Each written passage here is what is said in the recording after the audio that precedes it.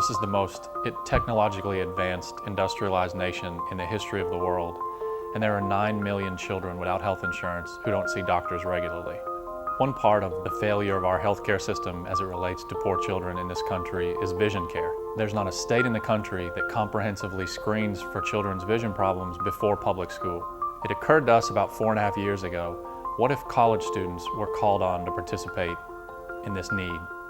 A lot of people suggested that college students wouldn't take it seriously enough, they wouldn't learn the equipment competently, and all of them were wrong.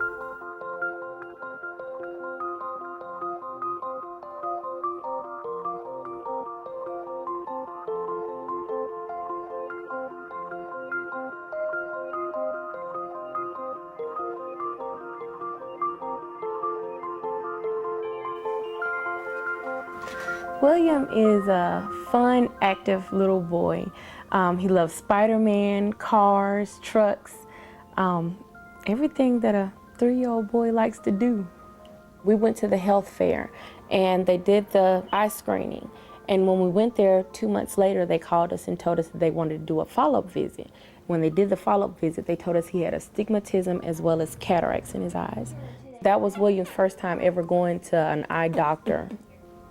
You know there's something wrong with the hearing, they're not answering, you know there's something wrong. But as far as the seeing, it's normal for a child to run or fall down. So that was his case, the falling down.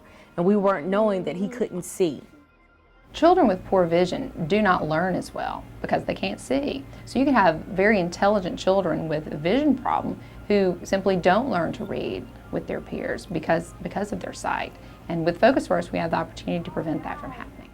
There's a very clear difference in screening children at the age of 2 or 3 and the age of 6 or 7. Because at the age of 2 or 3, you can almost always correct the problems that you find. You have a real chance to regain functional vision for that child, if not 20/20 vision. Whereas at the age of 6 or 7, in some children, the visual pathways are formed and there's nothing that you can do.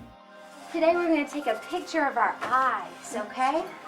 Look at my shoes. Oh, those are pretty shoes.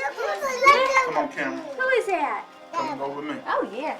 That's the camera, okay? And that's where I'm going to take your picture. The technology we use is relatively new. It's about 12 years old and it's revolutionized vision screening because it's a portable camera that takes pictures of children's eyes and shows us what's wrong with their vision. The bottom line of this story is that in 4.5 short years, over 1,100 college students from more than 20 campuses across the state of Alabama have screened more than 45,000 2, 3, and 4-year-olds. 12.5% of those kids had a vision problem that needed addressing, and they all receive free or subsidized follow-up care from a network of optometrists or ophthalmologists around the state. We do a better job of dealing with poor children's vision in Alabama than any state in the country, and the whole thing is executed by 22-year-olds, 1 year out of college in a leadership role, partnering with college students across the state. When someone tells you that young people can't commit to and execute a project on a very high level, tell them to come to Alabama and look at FocusFirst. When you get the results back, you know that at the time you screened them, you made a difference in that child's life for the rest of their life. And not only are we offering a program that changes that child's life, but it also affects the college students and allows them to see that they really can make a difference. I've met children, patients in my practice who were screened by FocusFirst, and their parents tell me that they never would have known that their child had a problem with their sight because children, they're adaptive. The parents just didn't know. So I think FocusFirst is invaluable.